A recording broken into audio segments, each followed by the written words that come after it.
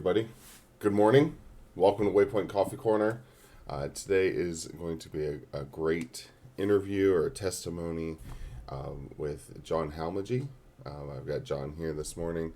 The camera does look like it is frozen, so we may be experiencing a little bit of camera technical difficulties, which is okay. Spectrum internet can be kind of difficult sometimes. So, good morning, John. How are you doing? Good morning. I'm doing well. Wait, is my camera frozen or Your camera was frozen for a second there. it wasn't moving? So that could have been it. Oh, yeah, well, you Very were stoic. chill. Yeah. Yeah. Yeah. If I'm completely still, they can't see me, right? Makes sense. I'm surprised you thought I was even here. That's that was Drax, right? Uh, Yeah. from from Guardians of the Galaxy. But anyway, um, I'm gonna just re-intro the show again because now I'm out here and I'm just like, man, what was the raccoon's name? What was all right. Gotta reset. Anyway, welcome to Yeah. Waypoint Coffee Corner. I am glad you're all here. Here at Waypoint, we like to, or our goal is to equip youth to be better, or to be able to follow Jesus better. And one of the ways we do that is through encouraging stories and encouraging testimonies. And that's what we have going on today. Before we get started, I do want to encourage interaction with the chat. So if you guys want to ask any questions or anything like that, I will work that into this time. Also, make sure that you drop us a like or a follow by clicking the heart on Twitch or following us on any of our social media handles that are listed below. So before we get started, and before we get started with John's testimony, I do need to let you all know that I've known John for a long time. Gosh, it's been 11 years now, I think, and approximately, I think about 11 years, right? Beginning of Yeah. 2009, 2009. 19. Definitely. Yeah. He's been my roommate, my housemate. He's uh, one of my good friends. We know each other from college, and we still call him by his pledge name. So, if I call him Ryu, that's what that means. He was big into Street Fighter. I'll let him explain that a little bit as we kind of get through this icebreaker. One thing I do like to do while we get started is talk about coffee real quick. It is summer, so I drink cold brew, um, and I prefer cold coffee. Ryu, how do you like your coffee? Dark. Dark. Get and dark roasts. I have not got on board the home brewing of um, iced coffee yet. Um, I should, but I feel like I always pretty much only have coffee in the morning before it's too hot, especially like during work, and like 7 in the morning. It's fine to have like hot coffee. So, um, yeah, but in general, dark roasts, black, we're good to go. Um, this one, so I mentioned to you at least that I have that like trade coffee subscription, so they like ship Right. it to me. So this is from Austin, Texas, I think, some Greater Good roaster or something.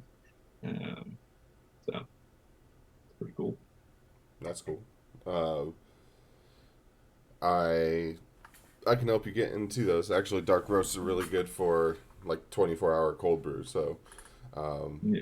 that's always a good time. But I I just like cold coffee in summer. So um, anyway, let's do one other thing real quick because this will tie into your testimony. Let's talk about your nickname Ryu. How explain to me how you got the nickname Ryu So in my your act, own words. I can explain it. yeah, That it was your God given name given to you in 2009. But I don't know if your wife will like that one. That we're the one. foundation of the earth. It was Right. It was chosen.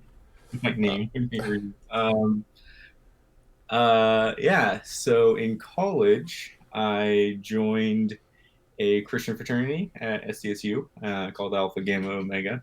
That's where I met Mike. And one of the things that they do during the semester that you're like joining it is they give you like a pledge name. So it's like a name that everybody in the fraternity refers to you by. And they tried to make it something personal, something about you. And definitely at the time, I was very into the video game Street Fighter. Street Fighter 4 was about to come out. It had already come out in Japan, and I had already driven up to LA to play it in arcades up there. But it had yet to be released on wide down here, and I was watching like Japanese streams of people playing it in arcades at like I don't know 2 in the morning or whatever, so the time zone differences made sense. So it's really in Street Fighter, and the character that I was playing at the time was Ryu. And so when people in the fraternity found that out about me, and some of the other like guys in the fraternity played Street Fighter. Well, okay, played I was Street gonna Fighter. say, yeah. There's different levels here. There are definitely different levels, and it made it hard to have conversations about Street Fighter. But yeah, when they found out that I was in Street Fighter, they named me Ryu. Uh, so yeah, Dude, my favorite thing about Street Fighter is E Honda's 100 hand slap from Street yeah, Fighter 2. it's pretty cool.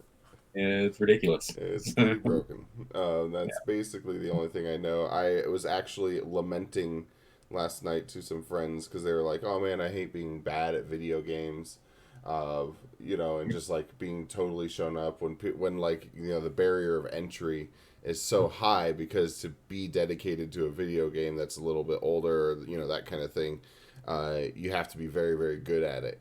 And I was like, yeah, I totally know what you mean. They were talking about Super Smash Bros. And Mm. and and getting into that. And I was like, yeah, I totally know what you mean. And they're like, well, you should play Smash Bros. With me. And I was like, all right, I've already had that experience of getting slapped around by an expert in their video game, and proceeded to tell them about the times I tried to play against you, and like the few times I picked up a fight stick, and then how I quickly put it back down because I don't think that that's for me. So, Yeah. uh, I mean, I There's- enjoy watching. I enjoy yeah, watching Street Fighter. It's pretty exciting.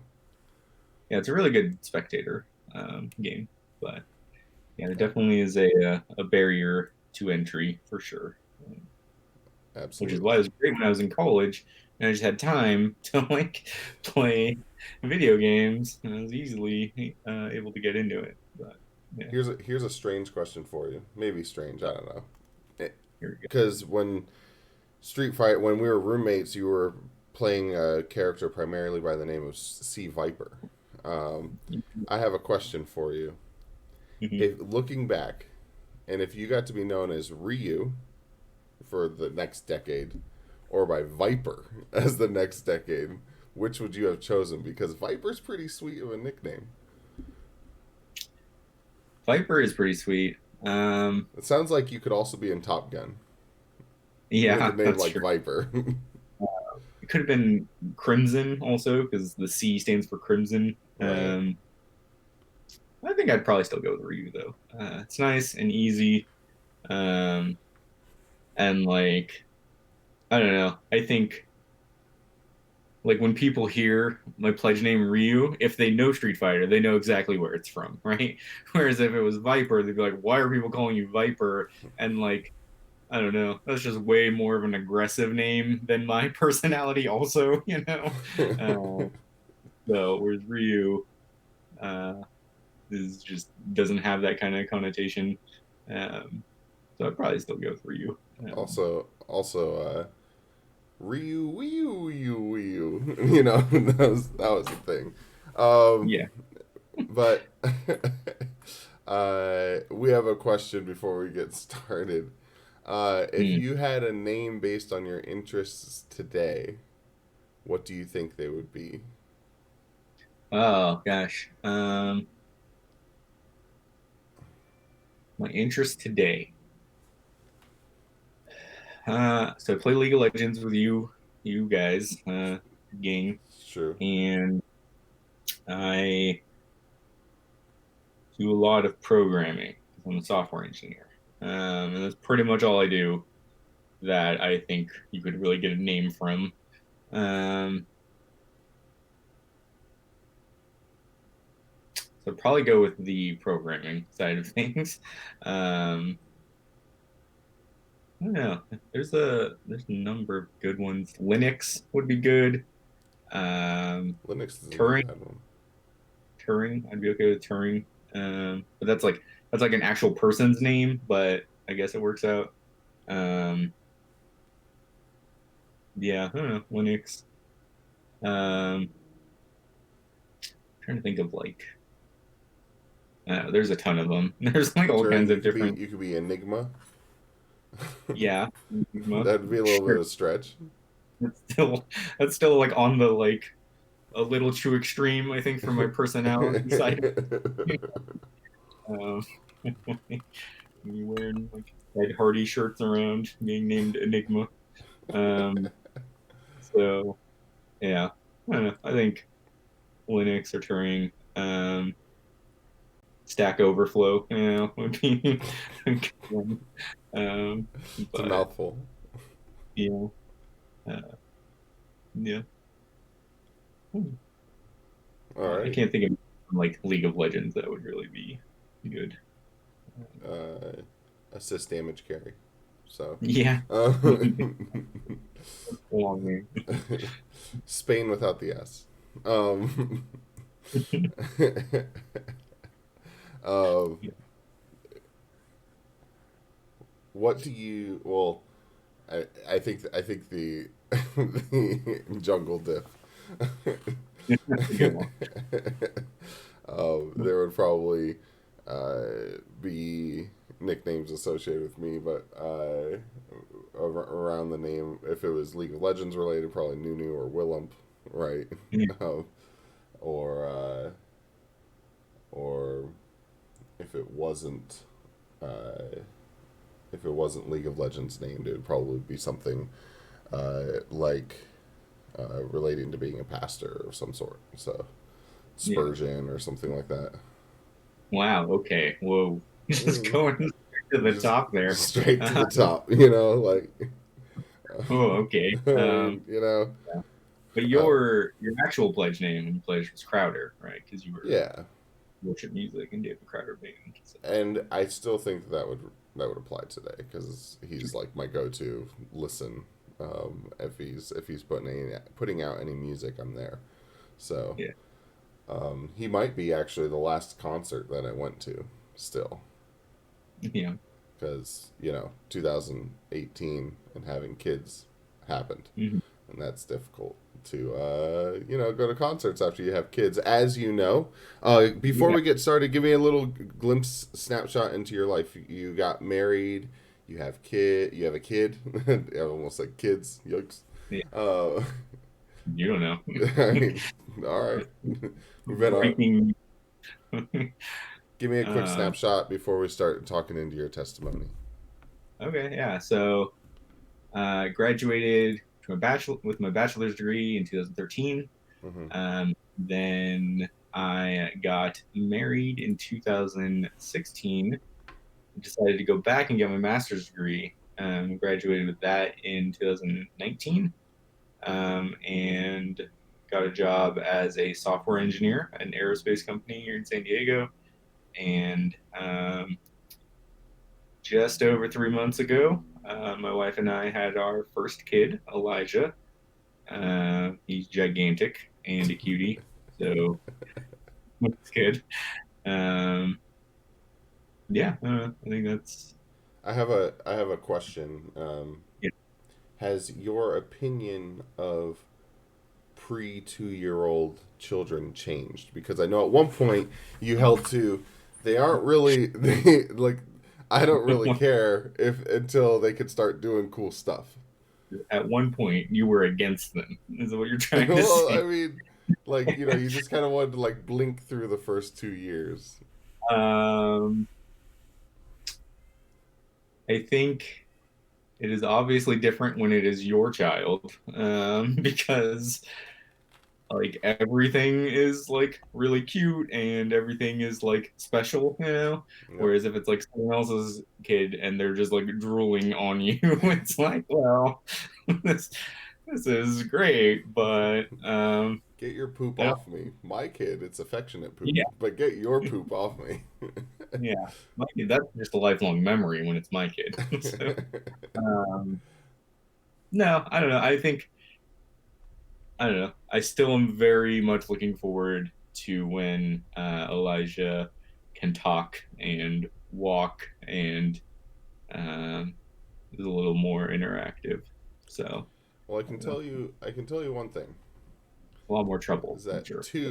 two might not be the age you're aiming for then, because if he's anything like my 3 year old, he won't be fully talking at 3. So,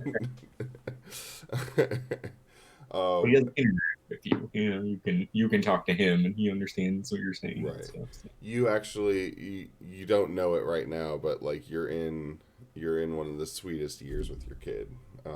That like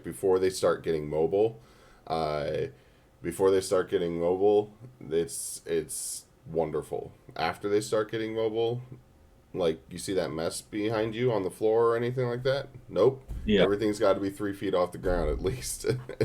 yeah. So I think we're kind of hoping that we might just move before he gets mobile, and then when we move into the new place, we'll just have everything baby proofed, you know, like as we move into it, and so right. easier than going back and baby proofing Or everything. just put But everything that needs to be lower to the ground in another room and close the door. Like yeah, so well excellent. Let's get into this a little bit. As we transition, I invited you on the show today because you and I we've I've had the pleasure of getting to uh, I've had the pleasure of getting to walk hand in hand with you pretty closely over the last decade, or 11 years that we've known each other. I think when you pledged AGO, we kind of hit it off pretty immediately, and you know we've been good friends ever since.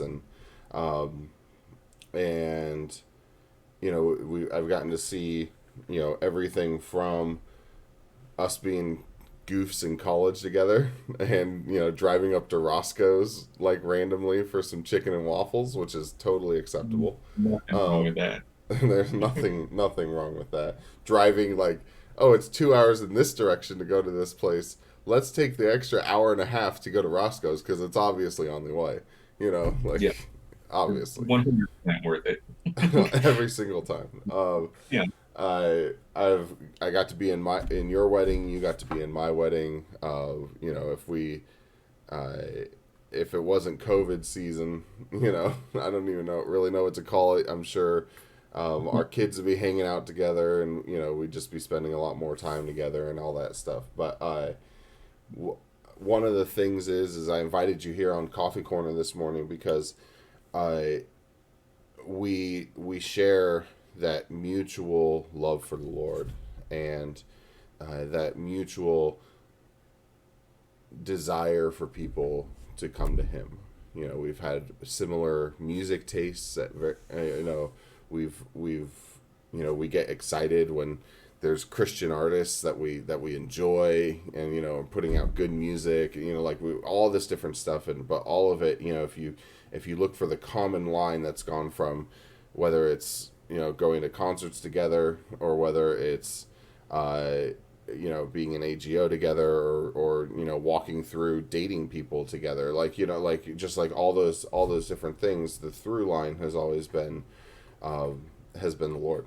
And it was when we were roommates in college when you suggested to me like a bunch of different reading and all this different stuff, and it was real. And like I think because of each other we've grown a lot, and I wanted to spend some time kind of introducing you to the Waypointers and the people who are here, because I think in knowing you and knowing you well, your testimony is really powerful. God has done a lot in your life and a lot of unique things in your life, a lot of things that I haven't been through, a lot of things that I don't think many have. Um, and really, it's the story of God. You know, it's the story of God working through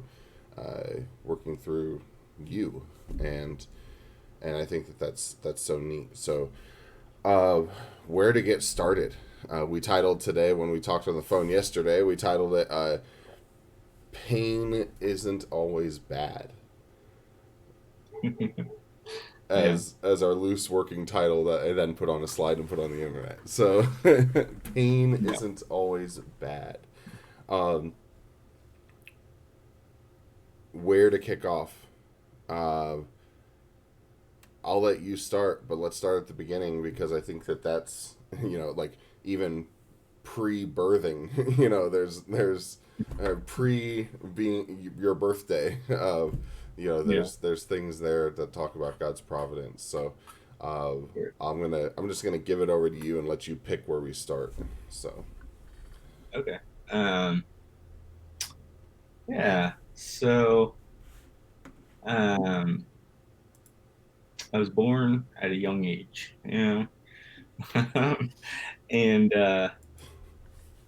so I was born in San Diego. My mom was very much into the or like partying.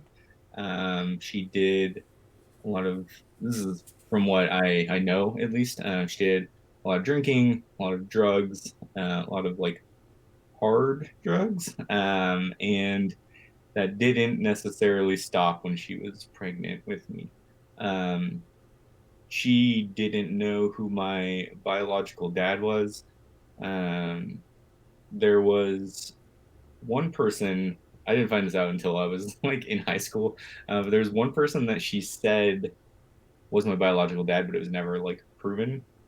And apparently, that guy later died in a bar fight. So I'm going with that theory because that's just a gnarly, gnarly dad to have. Apparently, not a good dad from the sounds of it, but it's kind of wild.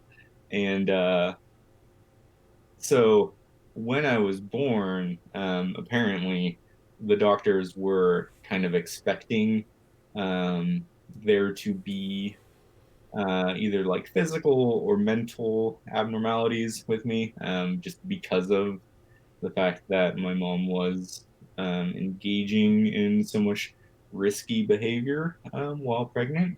Um, but 100% by the grace of God, I was born without anything, born a very normal, half Lithuanian baby. Um, so happy and healthy, ready to compete in world's strongest man competitions because that's what Lithuanians do. Um, so growing up, when I was really young, I didn't have a dad.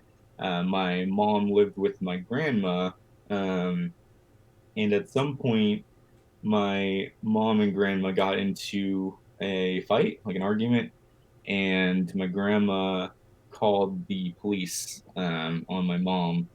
And I don't know exactly why. I can guess why, but when the police got there, they decided to um, take me from my mom's custody. I'm guessing it was probably drug related or something along those lines, and them just kind of deeming her not fit to be my mom. And so they wound up putting me in foster care. This is when I was like, oh, probably like 4, 3. So I was really, really young. And so they put me in foster care. Eventually, I got placed with like a family for adoption. Um, well, actually, let me go back. While I was in foster care, um, I was with like a foster family, and my mom would come visit me like on the weekend. I don't obviously I was really young, so I don't remember a whole lot. I remember she'd bring like a little like toy every week, like whatever, like I don't know, whatever kids are into, like nothing like some 99 cent at the pharmacy plastic toy. Um, and then we'd go and like hang out somewhere and like get ice cream or whatever, and like that's all I really remember. And then I remember one weekend I was like asking my foster family like when my mom was gonna come, and they were explaining to me that like my mom wasn't going to come. And I didn't know why, but apparently, so my mom worked in downtown, like at a hotel downtown.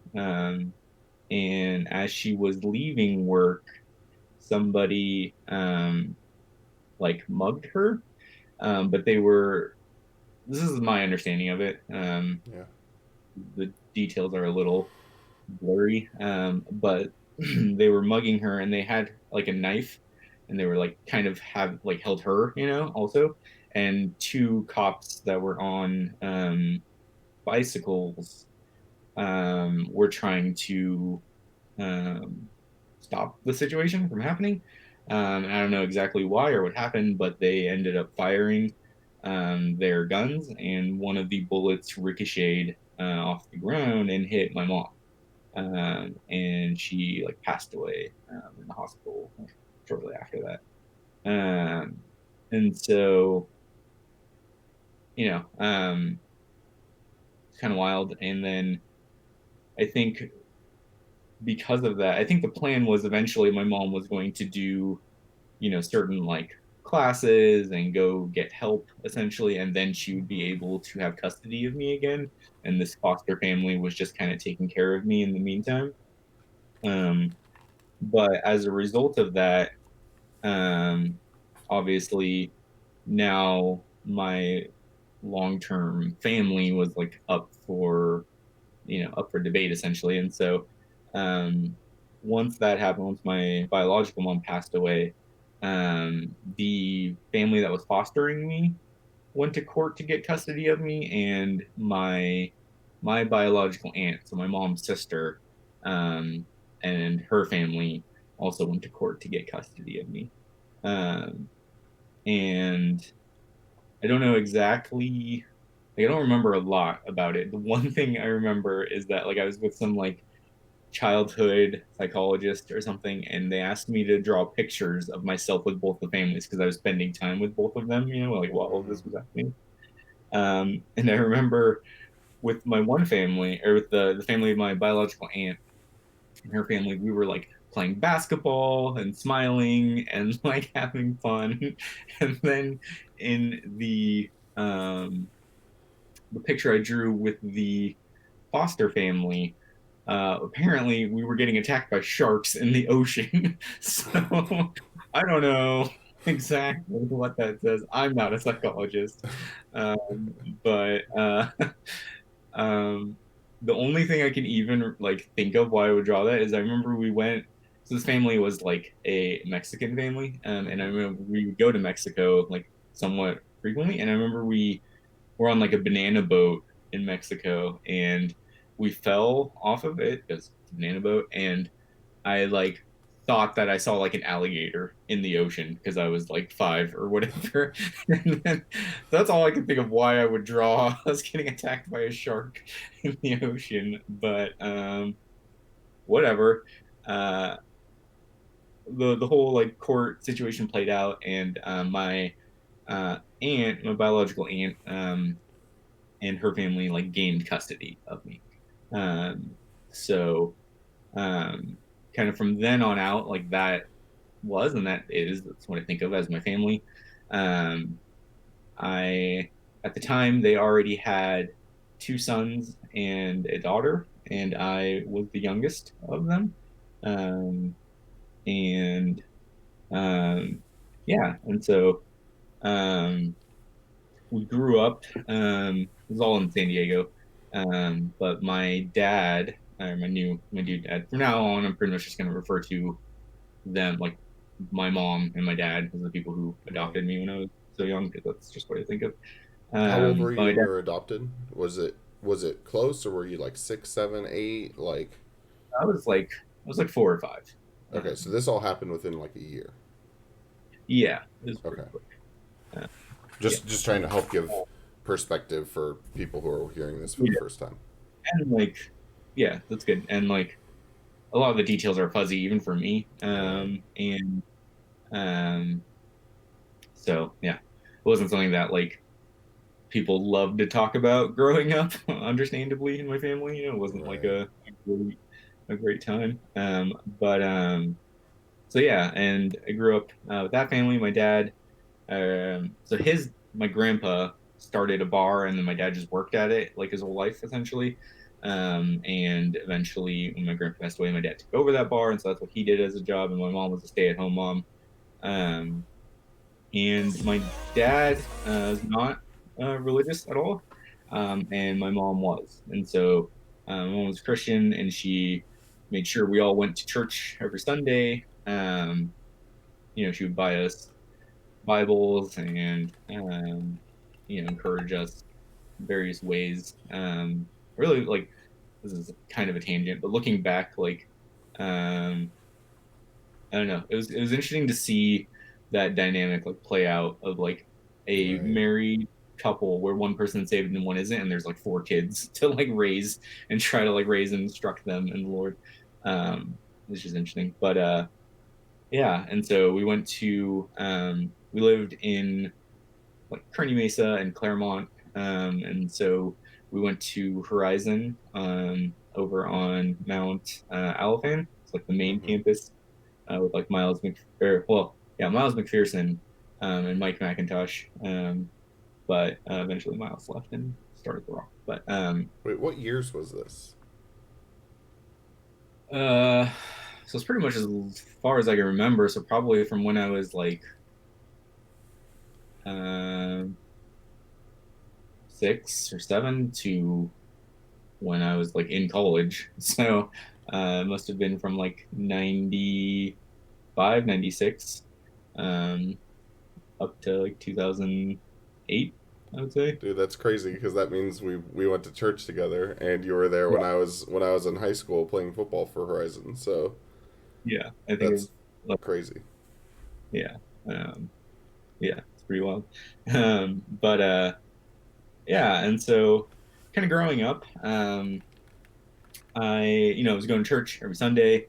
And I would say that I was a Christian, right? I had uh, I believed the things that I was being told at church, and the things like I believed in my head the gospel, um, and so I would tell my friends that in high school and stuff like that, I tell my friends that I'm a Christian, and I wouldn't swear, I wouldn't do drugs, I wouldn't get into like any of those very obvious bad kid behaviors. Right. Um, a lot of my friends did. I was and am really into like heavy metal music, and so in high school I had a lot of friends who um, did a lot of questionable activities outside of school, not so great. And they would always like not always, but they would try to get me to do it, and I'd tell them that like no, I don't want to do that. Like I'm a Christian, things like that. But looking back now, I can like very clearly and easily see that like I was just saying those things. Like yeah, I went to church every Sunday. Maybe if I was feeling particularly self-righteous, I would read the Bible, on my own. But there was a lot of hidden sin in my life, and I mean, you kind of name it from pride to anger to lust to um, like anything really. Like it was just all on the like all hidden. But on the surface, I wasn't doing any of these really bad things, and so I would just call myself a Christian, and everyone just seemed to like accept that. Um, and it kind of went on like that all throughout high school and early college. And in high school and early college, my mom, who again is like my adopted mom, but she her health started to like go downhill pretty fast.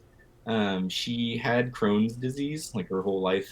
Um, and so even growing up when I was like in elementary school and stuff, I would remember there were days where she would have like flare-ups of Crohn's Right. disease, and like she would just be in like intense pain, and like for like a whole day or maybe 2 days, she was just like laid out like in intense pain. Um, but then they would pass and she would be normal again and she'd be back to normal. Um, but I think um, a lot of the medication that she was taking for her whole life, a lot of it was kind of intense stuff.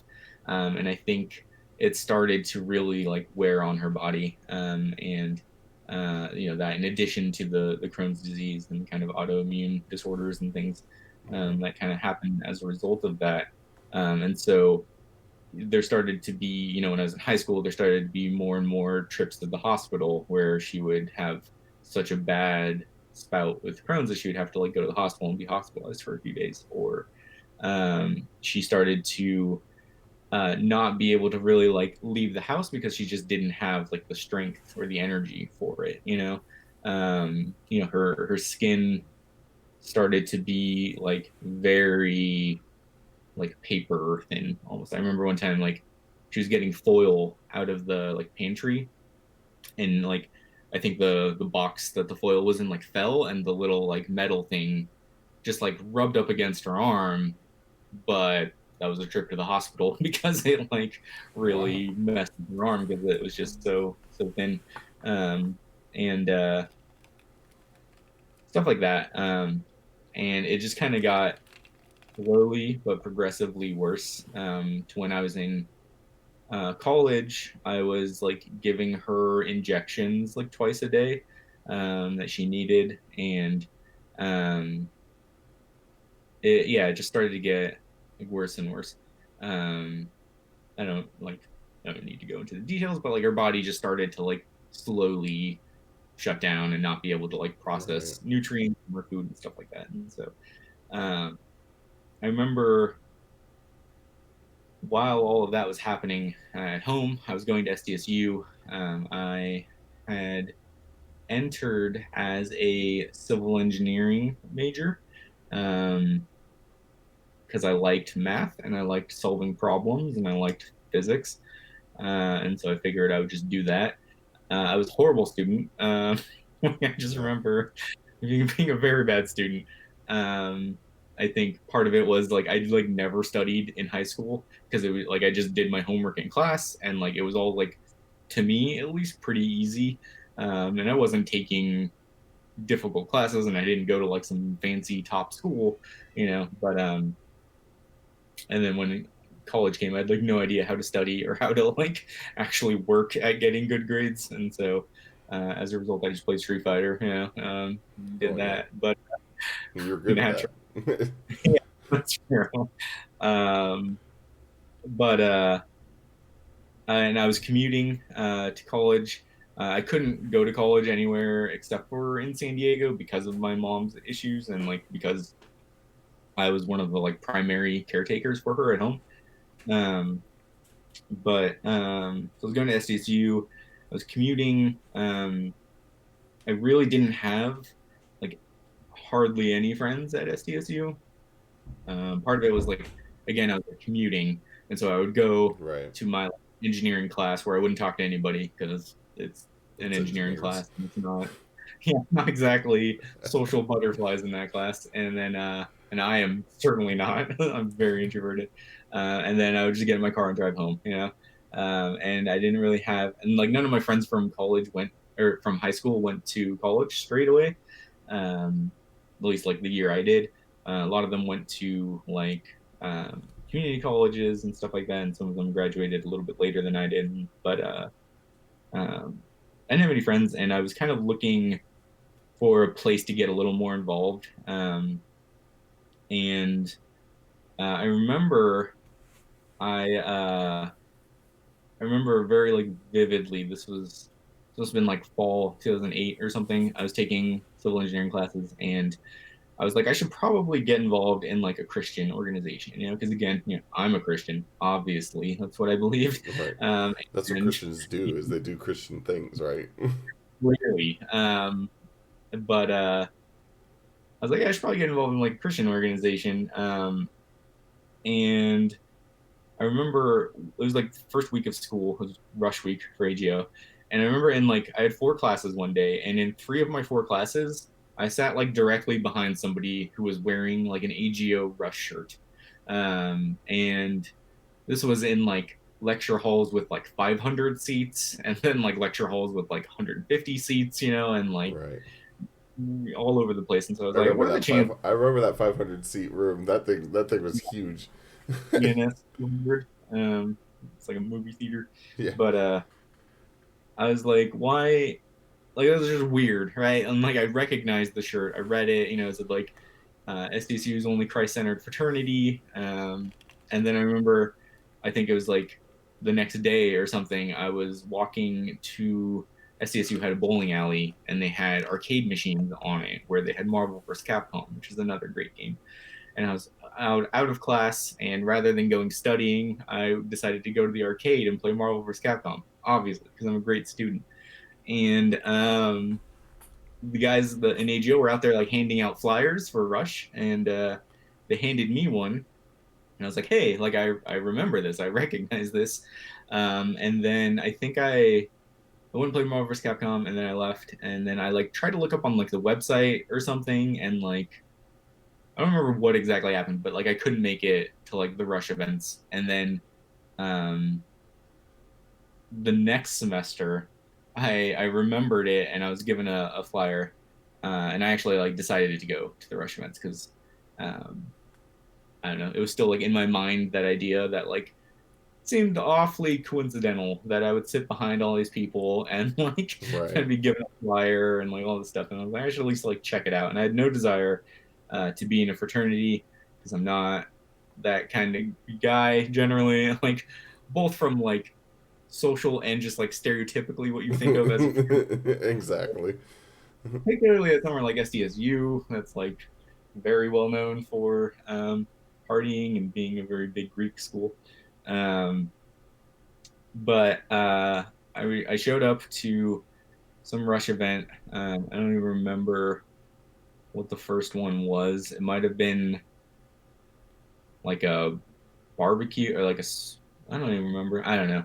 But I just showed up, and I remember like before I even walked in there, I was like, okay, if there's like drinking at all, like I'm just gonna leave because that's like red flag of like stereotypical. If like it's a bunch of like broy guys, I'm gonna leave.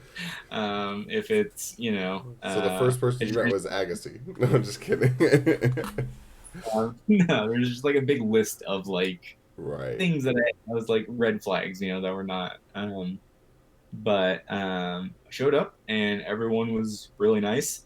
Even the guys who were more broy were really nice and talking to me and asking questions, and people were trying to like talk about um, they were trying to talk about Street Fighter with me, like Shade, or eventually my big bro in the fraternity. He's trying to talk about Street Fighter, and I was patiently, answering questions about it, and just being like, "Oh yeah, I'm sure you're into Street Fighter," like super obnoxiously, probably. But yeah, and I just like I felt like those people were really genuine, and I felt that they actually loved the Lord. Um, and I felt that like there was just something different about it. Like coming from my background, where like looking back, I would say I definitely wasn't a Christian, but I would say that I was. This looked like something different. Like these people Hmm. actually had love for one another, and were actually like trying to live out what they believed. And so I wound up deciding to like join the fraternity. Um, and about so there was a lot that was involved in joining the fraternity, as you'll Yeah. remember. A lot of things that you have to do that semester that take up a lot of time, and I was still taking care of my mom, and her health was just getting really bad at this point. Um, and I remember So this is talking about semester 2 of college for you. this is semester four Th- of college. I joined Oh, my yeah, you're right. So you went for a year to yeah state, taking care of your mom, commuting. I commuted my first 2 years of college too. I yeah. understand that feel of so 2007 you're or 2007 to 2008, that fall spring, Hmm. uh, you were, or sorry, that fall spring fall, uh, you were taking care of your mom. You're in school. You're playing Street Fighter. You're doing all this Yeah, stuff. yeah, So that fall semester of your sophomore year, you're seeing all these shirts, Rush AGO, Rush AGO. So that's fall yeah. '08, and then so now we're at spring '09, Hmm. right? And Yeah. you decide to go to these Rush events. You're still taking care of your mom. You're still commuting to school. Hmm. Cool. Yeah. Sorry, I just wanted to make sure everything's nice and clear. Yeah. Yeah. Which is funny though. I think about it sometimes, but like, had I, um, when I initially heard about AGO, had I been able to join or whatever, we would have been pledge bros. We You would have know, been pledge bros. I don't. That would have driven me crazy probably with that class, but it Uh, would have been. yes, I don't Yeah. know how I did it. I'll tell you Yeah. that. A lot of But clowns. yeah. Just a lot of things that come with 18 people or six, and finally 16 people rolling into Yeah. as a pledge class. Yeah. A lot of good dudes in there though. But Absolutely, absolutely. yeah. So yeah, and the whole process of pledging and joining a fraternity took up a lot of time. And I remember talking to my mom about it, and she was really excited that I was getting involved in like a Christian organization, but she was at the same time concerned because of how much time it took up, Mm-hmm. and kind of the need that she had of me to be there and like on top of going to school and things like that. Um, so I think she was excited and like encouraged me in it, but then like as the constraints on my time got tighter and tighter, she was like, okay, well maybe you might have to drop this, like if I need you here, Mm-hmm. and stuff like that. But about I don't know 2 3 weeks into pledging, my mom actually passed away. So I remember um, we were in the hospital, like our whole family were like in the room, and my mom was in there. She was heavily drugged. I think the doctors at that point had kind of already told us that, like, like this is pretty much the end. So kind of make your peace with that. And I remember, my sister, my dad, our really good family friend, Jan was there. Um, and my brother, and then my oldest brother, he was there, and then he had like just left to go home. And I remember we were all just like sitting in this hospital room, like, and talking, and uh, I remember watching my mom's chest, and like it would expand and then contract, and like she was like skin and bones by this point, and so like it was very like drastic to see the like lungs filling up and Yeah. kind of exhaling, and then eventually like it just stopped. Like there was no more expanding of the lungs, and I remember I think it was Jan said something like, I think we should call a nurse or something, um, she's not breathing, and then a nurse came, and yeah, she had like passed away, and it was pretty rough, Yeah. to say the least. I remember driving home from the hospital and like having to pull over multiple times because I couldn't see the road because of like the tears in my eyes. Like I was just like, I gotta pull over or I'm gonna like hit something, and Right. so um, yeah, it was just difficult, and we all went back to our house, and we just kind of hung out, and tried to process what was happening, and what we needed to do, um, and um, yeah, I mean it's just very painful, very difficult, um, and I remember um, talking to the guys at AGO about that kind of, and like I remember saying that like I might have to drop to like the guy who was like in charge of me at the time, I might have to drop and stuff like this. And then when my mom passed away, it took a while for me to decide whether or not I wanted to like keep joining this fraternity. Um, my mom, like I said, she was like the Christian in our household for the most part, and so um, she was pretty much the only reason I was going to church, the only reason I would like occasionally open my Bible or had any desire to even have like Christian friends. And so when she passed away, for me, it was like a real like, okay, am I going to take this Christianity stuff seriously? You know, because for the first time in my life, if I didn't want to, it would be, like I wouldn't be like breaking my mom's heart Right. essentially by No one saying, would be holding you accountable, right? Like no yeah, one would ask you, "Hey, where were you on Sunday?" That kind of thing. right. And my sister um, was like really involved with the church, and my brother was involved with the church and stuff at the time, and so like I'm sure they would have been like sad, but like it's a whole different level when you're like disappointing your mom. And so I Absolutely. had to like really, am I gonna do this? Is this something that I'm taking seriously? I thought about it for a while, and I decided that like yeah, like I wanted to, and a big part of that was like I'm fairly certain if it weren't for me being in AGO, even just for like a few weeks and kind of just seeing how different like genuine saving faith is from what I had, Hmm. I probably would have decided to like not and just like I'm just gonna play Street Fighter and like hang out and like not do any of this stuff because um there was just no, even though I said that I was a Christian my whole life, there was just no like power in any of it. Like I didn't feel the same things that people said that they felt when they were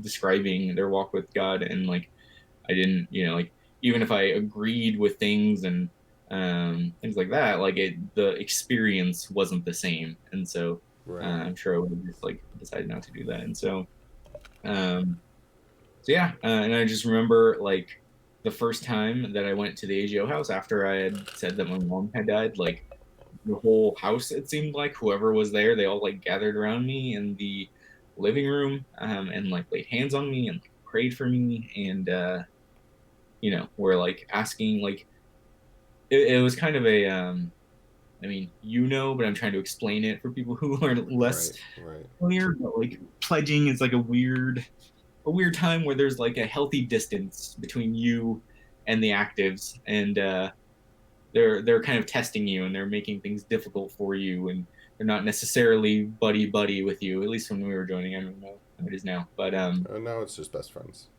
oh, okay, well, Yeah. and so it was weird to kind of have those walls down even momentarily, to see that these people Right. like actually cared about me and they were praying for me. um and so I wound up going through the whole process, joining. It was very difficult, took a lot of time, and during that you're given like a big bro who's kind of like supposed to mentor you and teach you about the fraternity and to like help spiritually in any way. And I like God totally hooked me up with my big bro Yeah. because he's like one of the most like nice loving people who like I've ever met. And that And is like still have ever met. that is exactly what I needed at that Right. point in life. And he would just, listen to me. He would, if I needed to like cry, not a problem. He was down to be there. And, he would obviously like encourage me in the Lord and teach me all kinds of things because this was like when I became a Christian, I think was my pledge semester, like when I actually became a Christian. I remember being like really excited about like, and I don't want to say dumb things, but like things that I knew, but that I realized the significance of for the first time in like my entire life. I was like, Right. oh, now I understand why like Mary needed to be like a virgin. Like I understand just like weird nuances in scripture, and like I understand like the Davidic covenant and how it was fulfilled in Jesus. I'm like, this Right. is crazy. And so became a Christian, and I remember that like right after that semester, I was broke. I had like no money, and I couldn't even like drive my car because I had no gas. And I remember I just borrowed books from my brother at the time, and anybody who would give me like Christian books, I would just borrow them, and I would because I had 3 months off of school, and I Right. would just like sit in my room and like read them, and then I would go on like really long walks, really late at night because as you know from living with me, I become nocturnal if I don't have to wake up in the morning and I'm just like left to make my own schedule. That's So me we'll too, slowly, man. yes. And so I would just go on walks around my neighborhood at like 3 in the morning and just like pray and like think about things and be like alone with the Lord. Um, and like there's so much spiritual growth in like that time in my life. Right. And yeah, I stuck with AGO until I graduated. That's where so AGO had like a sister sorority that was like a Christian sorority on campus, and that's where I met my wife. She was in that. Um, yeah, and then eventually graduated and worked a little bit, and then started dating her and got married. And I don't know. I mean, I think that's kind of like the story component of it, I guess. Um, but like when I think back about like a lot of those things in my life, like I like 100% see like God's hand and like his sovereignty completely in control, right? Because like even just from like my birth to like my biological mom passing away and then me finding my way into this like Christian household, Right. um and like had I had my way when I was 4 years old when that was happening or whatever, I would not have wanted my mom to die. Of course not. I wanted to like go hang out with her and get my dollar plastic toy from CVS. Um, and then growing up and when my mom passed away, that was obviously like that like destroyed me. That was like really hard. And Right. but what came as a result of that, like how God used that was to bring me to Him, like 100%. Like if my mom was like super healthy her whole life, like I would have a very different life. I don't know if I would be a Christian. Certainly wouldn't be married to my wonderful wife. I wouldn't have our kid. And so it's like just looking back at these things that like were difficult and uncomfortable and things that like had I had my way, I wouldn't have experienced. But then watching how God used them and is like continuing to use them in my life um, is just like such an opportunity to just like praise him and to kind of it's a good reminder that like I'm not that smart and like I don't know what's going on but God does and so like Right. Right. yeah just kind of whatever you want to do, man. You've done this before in my life, so whatever like whatever happens, right? Like, uh, Yeah, yeah. I think it's really interesting. There's a lot to dive into and a lot of lessons to be learned, and I want to invite the chat who's here. I mean, this story has been, or it's really God's story of working in someone's life. So if you guys have any questions of clarity, I mean, there's a lot in there, and so please ask. I'm going to kind of dive into a couple things to kind of work it all, try to work it all through, and that type of thing. I wanted to ask you, Ryu, kind of about this uh, this process as you look back, like as you look back now at those kind of defining moments of your life, right? Mhm. Maybe you would maybe you would go back to the 4-year-old and be like, "Hey, don't draw getting attacked by sharks," like or something like that.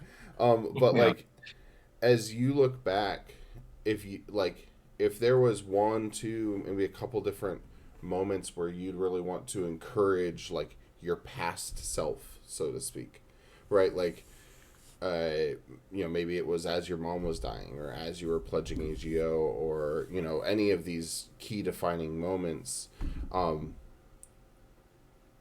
And you look at it now and you're like, well, that's clearly God. Hmm. But looking back at it, like if you could interject yourself and be like to at any of these points and be like like, hey, this is what you're learning right now. Like, um, what are some of those points that you would do, and what would like draw me that picture, and like what would you tell yourself? Yeah. Like whether Yeah. it's all the persistence with your wife, or whether it's like um, Yeah. or pursuing a woman who doesn't live in San Diego. Like there's a lot of persistence there. But anyway, like whether it's that, or whether it's you in high school, kind of faking it as a Christian, or maybe it's you as a little kid, getting used to living with different people and having to um, I get maybe even grieve the loss of your biological mom. Like I don't know, like how that process. But as you look back at like kind of some of these key moments of your life, if Mhm. you were to encourage yourself, or like encourage the younger you towards the Lord, how would you do that? What would you say? Um, I know yeah, it's, it's kind of a weird question, but I think it's also like kind it's of good. cool. It's hard for me to put myself in my shoes like prior to becoming a Christian, because Okay. it's like the things that I would describe as like good now and bringing about like the fruit of the spirit, myself in high school would not enjoy and not like be stoked on it. Um, but I think there's a few things.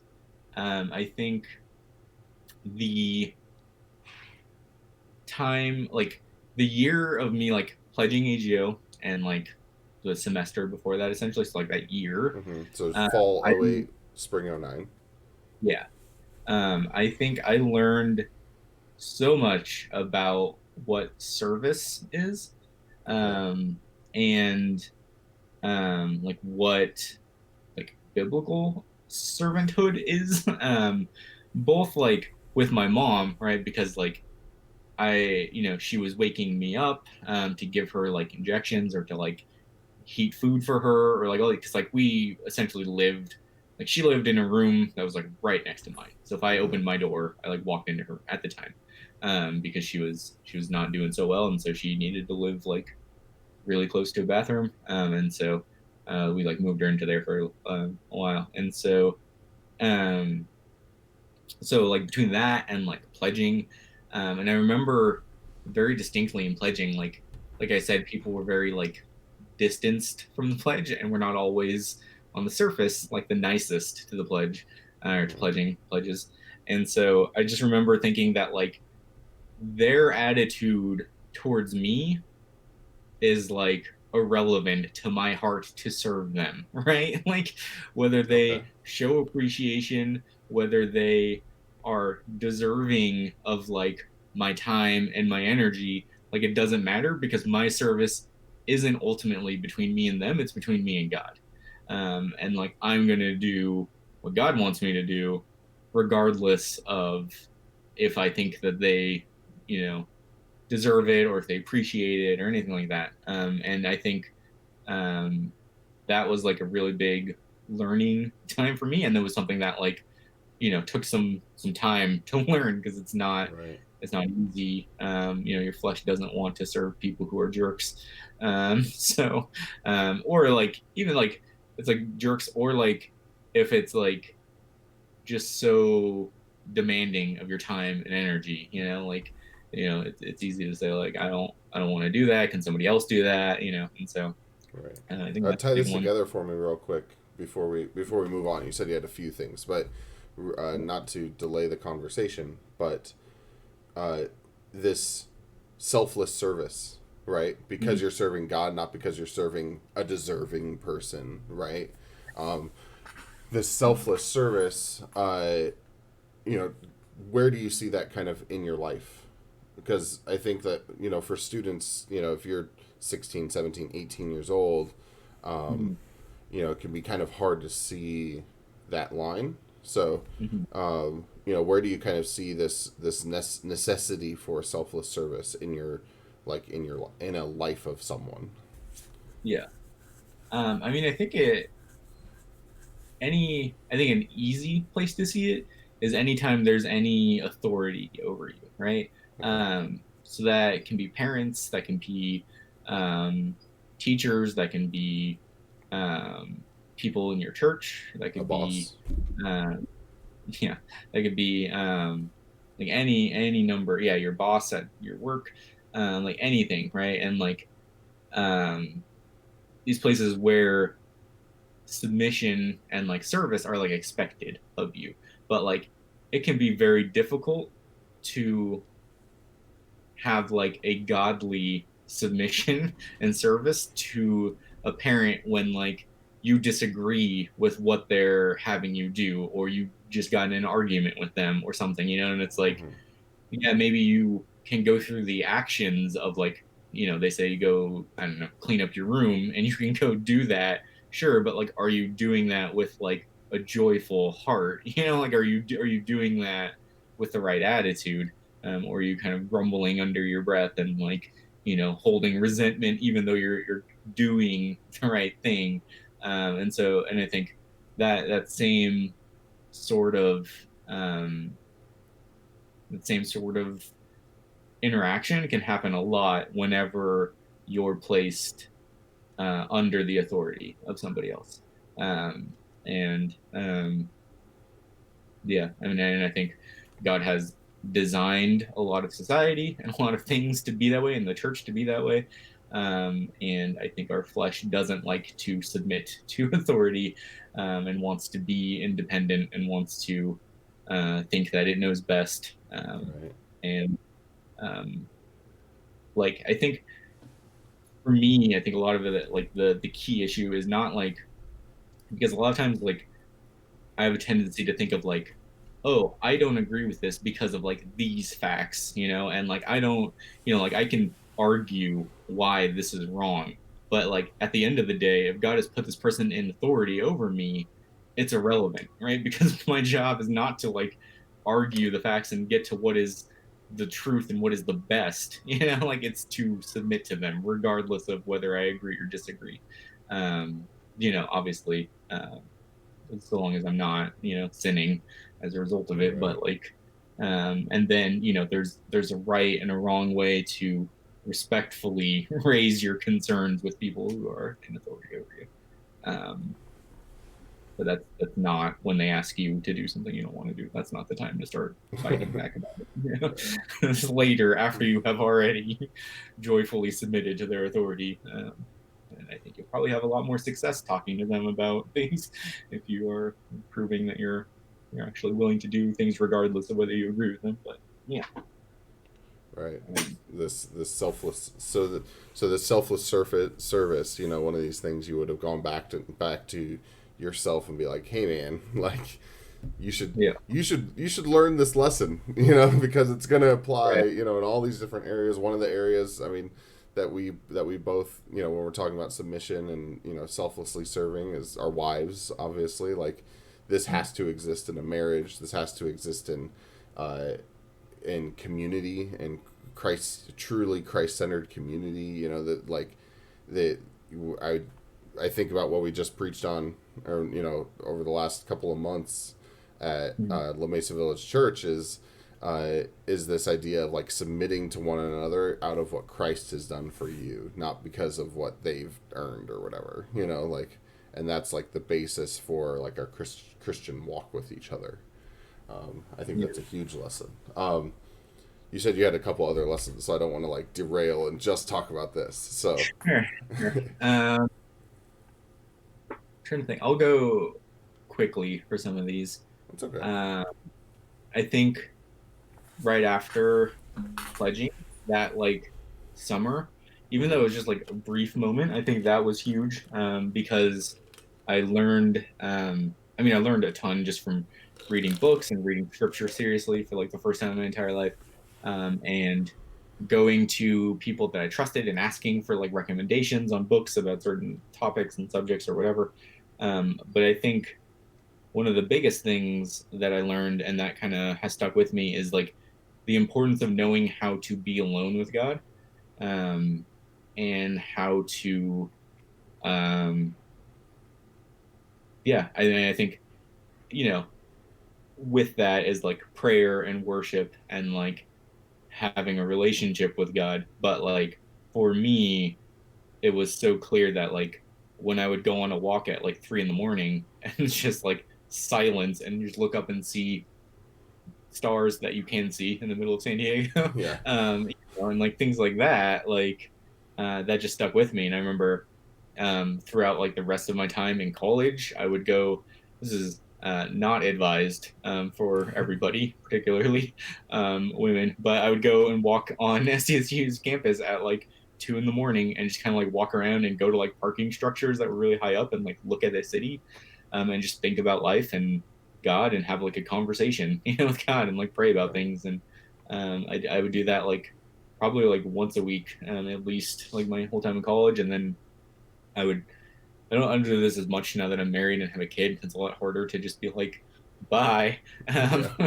But Headed out. you know, yes. But I remember I'd like go camping. I remember when I was thinking of whether or not I wanted to propose to my now wife, I just went camping up in Julian for like a weekend, and then I just brought a bunch of books, and I went on some hikes, and it was just like a time for me to be alone with the Lord and to like talk about this and figure it out, and I think that is like really valuable, and I think it's something that I wish I did more now, but I think um, as we get older and as like our lives kind of get more intermingled with other people's, whether that's like wife or kids or whatever, like your job starts to take up a big part of your thinking and your mental, um, just like it can be exhausting to try to have that time,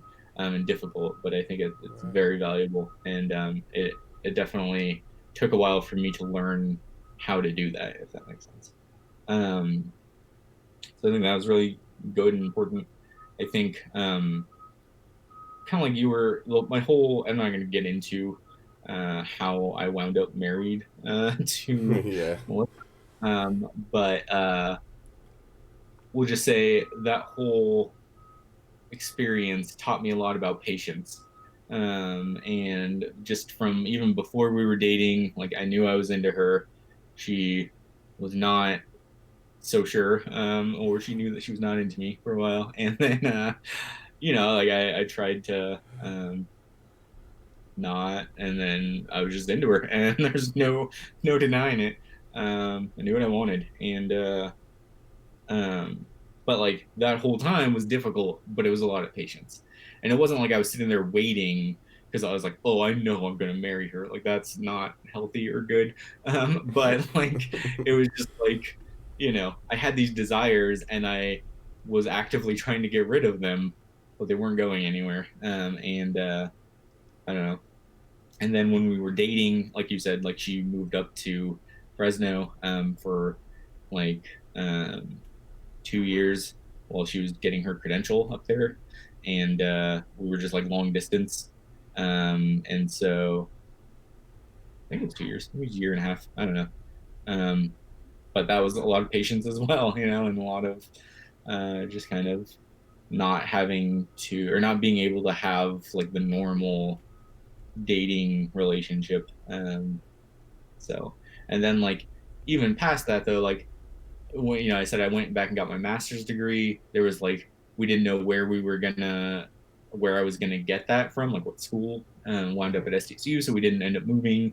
And then when I eventually graduated, there's like a lot of companies that I was thinking of joining that were not in San Diego, and so it's like been this whole like patience. I'm like waiting for the Lord to like show what is his will and like what his path is for me and for us as a family now. I would say those are probably some of the bigger ones. Yeah, I mean, we just finished a series where we were reading the Bible together. We're going through various series, and one of the series is that we just finished was talking about how patience and waiting on the Lord is not a passive thing, but it's an active thing. And I think that's Mm. really what you're describing here is it's it's seeking God. You know, like for you, it looked like, you know, camping in Julian of whether or not you should propose, and you know, kind of just truly seeking the Lord on this, and how waiting on the Lord is not a passive I'm going to sit back and twiddle my thumbs thing, but it's a God, let me seek you hard, you know, and being patient is again I'm going to focus on God here. You know, like I'm going to, there's this earthly thing that I need to be patient through. I'm going to focus on God, though. You know, like that, those kinds of things. And I think that, you know, those are huge lessons. I want to circle it back to as we kind of are landing the plane a little bit, but I want to circle it back to the title of today that we had talked about. You know, pain isn't always bad, and I wanted to ask you, what does that mean to you? Like, what if when we're talking about, you know, as you and I were just kind of naming what we were doing today, of you know, we came up with like pain isn't always bad. Um, how does that relate to God's testimony in your life? How does uh, and what kind of lessons can we take away from Yeah. that idea? Um, yeah. I mean, I think, like I kind of mentioned, right? Like a lot of the things that I described in my testimony were like painful, right? In the Right. time, like in the moment, they're painful, and they're like things that we in general we don't like pain, right? We don't want to go through pain. We want to take the comfortable way in life. um, if we didn't have to experience pain, we probably wouldn't. And I think as a result of that, it's really easy to think of pain as something that is bad or something that is like to be avoided, Mm-hmm. right? um, when in reality, like, you don't see that in scripture, right? Like you don't see this. I would say you don't see this like moral component to pain, or suffering, or um, discomfort, right? Sin is bad, and getting rid of sin is often very painful in and of itself, right? And Right. difficult, and it takes a lot of work of the Holy Spirit. And so, like, I think the idea that, like,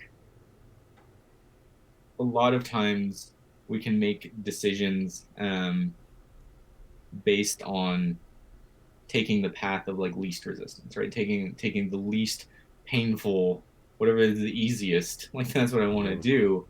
And sometimes those decisions are made for us. Like when my mom passed away, right? I didn't have a Right. say in the matter. But looking back, I can very clearly and easily see how God used that to bring me to Him, and to glorify Him. And um, you know, like, all the pain in the world is like worth that, right?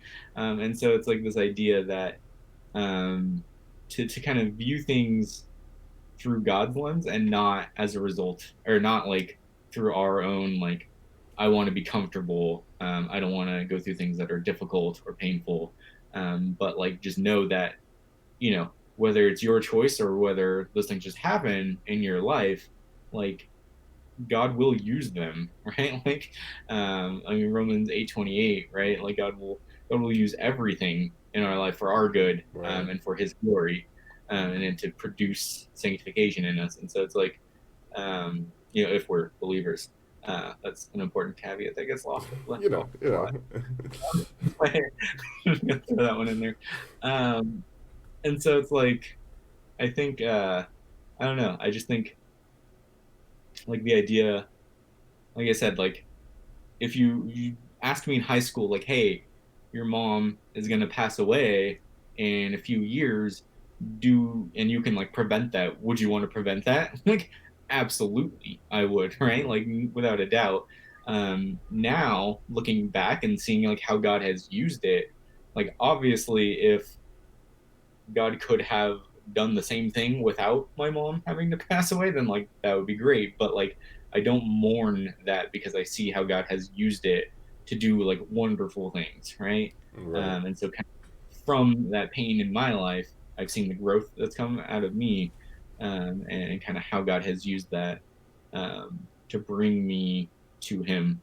Um, so um, and like yeah, there's like a tangent that I think of a lot of times when I think of pain, but I don't know if it's the most appropriate. But Well, I think it's not like appropriate. It's just like it is a tangent, right? So right, it's like and we have been running a little bit long, so I'll let you think about it while I kind of talk about this briefly.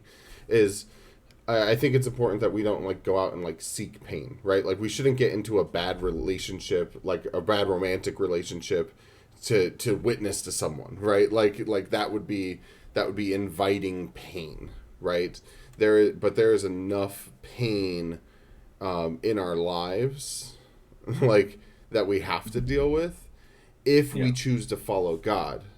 There's not a right, lot of pain if we just choose the path of least resistance, right? Like yeah, the path of least resistance can mean that we are following God, but that doesn't always mean that we're following God, right? Because yeah, oftentimes when we say that when we're looking for comfort, what ends up being our God is the easy route, the easiest thing, the thing that you don't have to change the most in.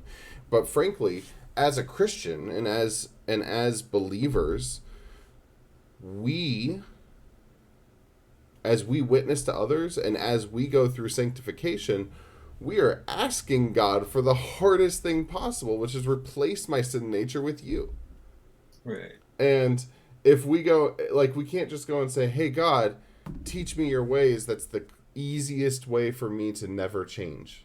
You know, like, wait, like, we're talking about whole body transformation here. You know, like, we're talking about a whole spiritual transformation and not just like a, uh, you know, we talked about this on Thursday in our community group, not just justification and glorification, but the sanctification in the middle is part of being our salvation. You know, yeah, like we can't just say, oh yeah, I'm justified in Christ and I'm going to spend eternity with Him, but He also wants to walk us through this painful process of rooting out sin in our lives and dealing with difficult things. So yeah, I think that that's something for us to recognize, and I think that that's one of the things that your story really highlights, because I think that it's an incredible thing. I mean, like, I can't imagine, and the day is coming when my mom passes away. I can't imagine having to deal with that my second year of college, after already having to have dealt that with that as a little kid, right? yeah, Like both of those things. Like, I mean, you talked about this in your testimony of you know, you were asking your foster parents, hey, where's my mom? You know, like, mm, is she supposed to come today? You know, and having, like, as elementary and um and as it might be, you still had to deal with mourning there, right? Whether you fully understood what all this meant, you still had to deal with it. And then yeah, you had to watch your mom deteriorate. There wasn't like a shock and awe moment. It was like, I'm watching this, and like I've been in a situation where um, I've been close to a situation, I should say, where I've seen effectively the same thing, where someone who means a lot to me, like, the breathing gets more labored, and you can like almost like see, and it's a weird way of, almost like a strange way of describing it, but like as you see each breath have less and less life in it, mhm, that's a very very strange thing to see. yeah, And I mean, we've both seen that, and that's both, you know, kind of part of our testimonies in some degree or another. um, yeah, uh, but pain, we aren't called to live our life as Christians. Frankly, all people are not called to live their life uh, in such a way where they live pain free. Yeah. Um, Pain, it's not that all pain equals growth. Again, we can invite bad pain into our life, but Sure. that God ordained, I am calling you to me pain that in the moment might seem like I need to avoid this can bring us the most growth. And I think that's what your story really highlights. Yeah. So, And I think you see a lot of what you're describing in the gospel, obviously, right? mm-hmm. Like, you just think of Jesus' earthly ministry. I mean, particularly the cross, but really, like, his whole earthly ministry, um, it's like a labor, right? Like, Right, you know, it's work for him, and it's, he's not taking it easy, and he's not doing things that are easy. I can't imagine, like, you know, having to explain the things that he explains in the gospels to, like, particularly the disciples, because they're like with him all the time, right? And he's right. just like, come on. Like, I mean, it's like they just, like, over and never get over it. and over and over and over again, right? Like, and I think that's Yeah. one of those things, especially for Jesus, right? As our ultimate, as frankly, as our ultimate example of what you were describing earlier of that like selfless servant, right? Yeah. Like on our behalf, but frankly to God, right? To God his Father, he submitted himself to serve God, right? Like and that's incredible, right? Like think of that picture of the garden, right? The Garden of Gethsemane where he is under such emotional stress that like he starts sweating blood, right? And that's actually a medical condition where you are so under stress Yeah. where you start sweating blood because the capillaries in your skin start bursting because you're just your body is under such emotional or such intense stress. Yeah. Um, and like Jesus, I if I told you, hey, on behalf of people who will not get it, on behalf of people who don't care, on behalf of people who will never understand, you are 100% alone in this. Hmm. And we'll just talk about the physical thing. You're going to have thorns stuck in your head. You're going to have your beard pulled out. Man, my daughter pulls on my beard, and it hurts sometimes. She's a little Yeah. 20 pounds little nugget of a baby, and Yeah. like that stuff hurts. Now imagine pulling that all out. Like I mean, the skin is completely is leaving your jawline. Like to have your back filleted, by being whipped and beaten, to have Hmm. that to have the robe being ripped off of a scab, like just all these different things. Like, hey, for these people who aren't going to love you, who are going to pretend that, they're are going to pretend that they're gone through similar pain, like, like just all these different, like, frankly, insulting kind of things. You're going to go Yeah. through all this physical torment along with the spiritual torment of being separated from God. Yeah. You're gonna do it on behalf of people. Like if we're talking about pain, I mean, there's a lot there, you know. Sure. But ultimately, like as we know, like Christ is glorified in that, Yeah. and that's what I mean. You keep coming back to it, and I just want to keep highlighting it, right? Like highlight, Yeah. underline, circle, bracket the paragraph, whatever else you need to do in your Bible to make notes about it, metaphorically speaking. Put arrows to it, white out everything around. Oh, no, I'm just kidding. Yeah. Um, but like Jesus didn't deny pain on our behalf. And We're given such, like, a really good like, contrast when, like, Jesus tells his disciples that he's going to be murdered, or he's going to be delivered over to the Romans, and Peter is like, "Never! I will not let that happen." right, And Jesus is like, "Get behind me, Satan!" Right? Because, like, Peter is trying to stand in the way of Jesus doing the will of God, even though it's going to be painful and it's going to be difficult. Jesus is teaching and trying to teach his disciples a very important lesson there. And I think it's very easy for us to be like Peter and like, yeah. Man, I resonate with Peter so much as myself, and then I get frustrated at myself because of it. Because like Peter, right? I'm never leaving your side. You've got an ally in me. Like Jesus is like, dude, you're literally small talk. You're gonna deny me 3 times before the rooster crows, right? Or like, Yeah. or like Peter, you just don't get it. Like, I'm going to be captured. I'm going to be beaten, and I'm going to be killed on your behalf.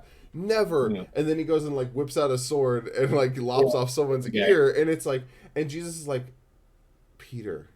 Like I just feel like this, like Jesus picks the ear off the ground and puts it back miraculously, healing the person who's probably going to be beating him later, right? And Yeah. like, or at the very least, spitting on him, right? Like, like picking up that ear and healing him and just being like, Peter, calm down, dude. Like, Yeah. like, like I just like I I resonate with Peter because I jump onto things like I am a leader in that capacity where it's like, hey, let's rally the troops and let's say the big bold thing and let's go for it.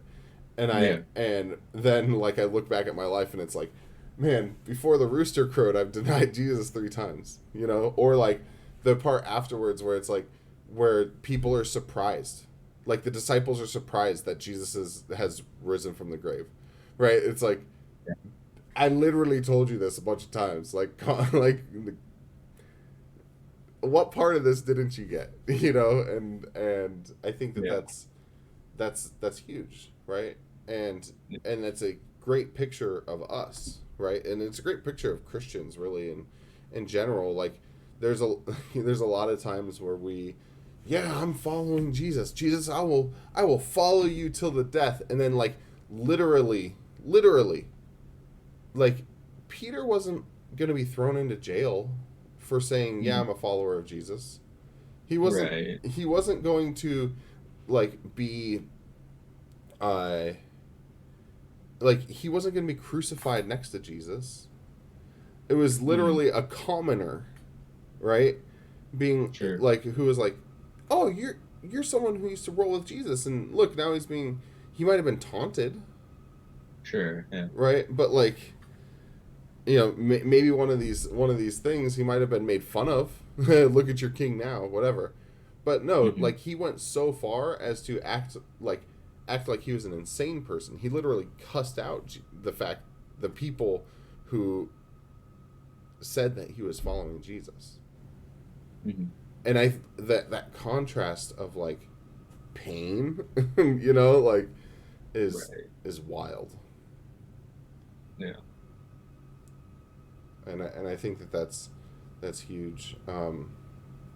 Rhea, your story, of God working in your life. I appreciate you coming on today and being willing to talk about it and being willing to open up to like some really vulnerable things. And I think it was awesome. It was great hearing your testimony, and I knowing you as well as I do, I know that there's a lot more in that. There's a lot of things we didn't highlight.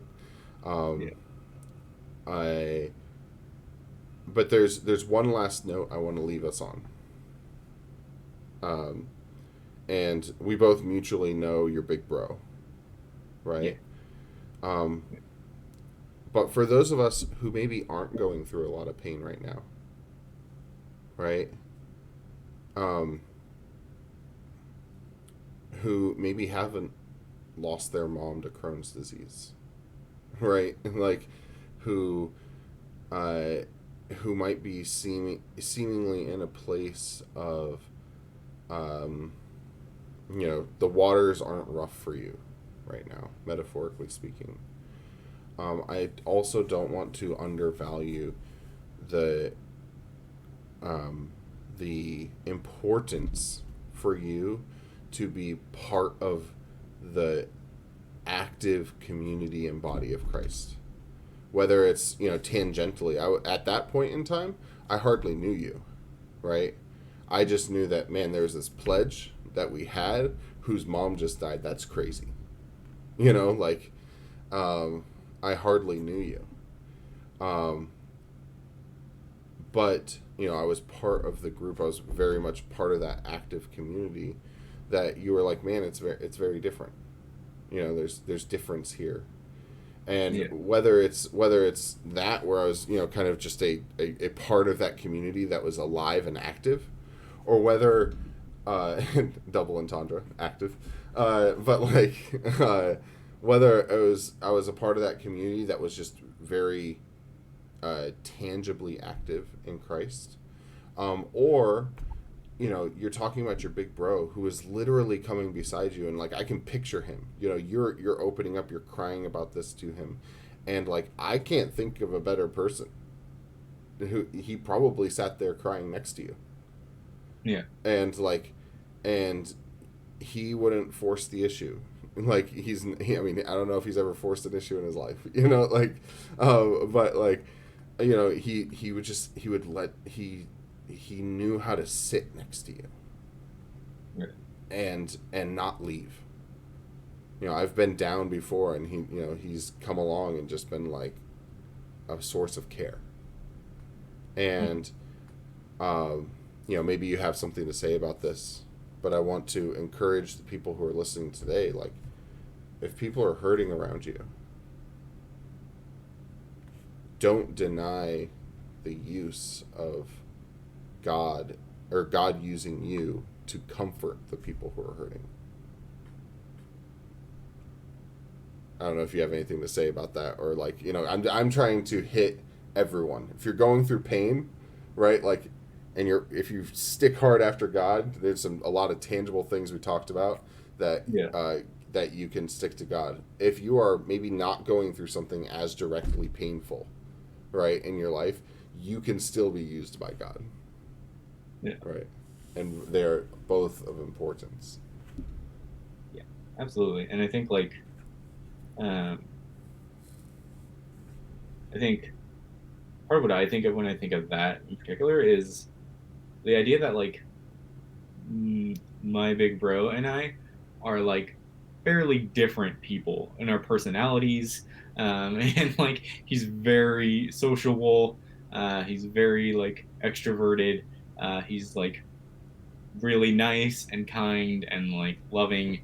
And I think I am much more slow on like all of those things, right? And much more like calculated and like introverted and so like if it weren't for AGO, or in the life of every believer, like a church body, like a local church body, I probably wouldn't have been friends with him.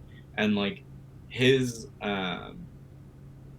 his personality, right, who he was as a person, was exactly what I needed at that point in my life to like come along and like be there for me and with me, right? Mm-hmm. If I just made friends that were like me, they would be really bad at like helping me through that situation. And I think the idea that like God uses the church body and the people that he places in your life to bring them alongside you, even if you're not necessarily the same, even if you don't, feel like you have a ton in common. Like my big bro and I have a ton in common, but like our personalities are just different. And I think um, I know for me, if I see somebody going through something, it can be hard for me to, if they're very different, if they have a very different Right. personality, it can be hard for me to feel like they would even want me to like reach out and like be there for them. But I mean, you just never know, and like God will use your willingness in so many ways that like you just can't know beforehand. And I think that's part of the importance of being involved in a local church body and having a diversity of gifts and a diversity of people Absolutely. from all kinds of different backgrounds that God's brought together to minister to each other and ultimately to glorify Him. For sure. Well, this one ran a little bit long, I feel like we could keep going for days. We'll have you back on, Ryu. There's a bunch of cool stuff. I'd love to talk with you sometime about books and career paths and just all those types of things. And now that we've gotten to know you a little bit more, I think it'll really open up that dialogue. and we can use it a lot for Coffee Corner in the future. So, uh, to close us out, thank you everybody who is listening today. This has been an interview with John Halmaghi, John Ryu Halmaghi. I've got funny stories about the names I can tell later, but John Ryu Halmaghi, and just how God has overcome or brought pain, but used it to draw John near. And I think that that's one of the beautiful things.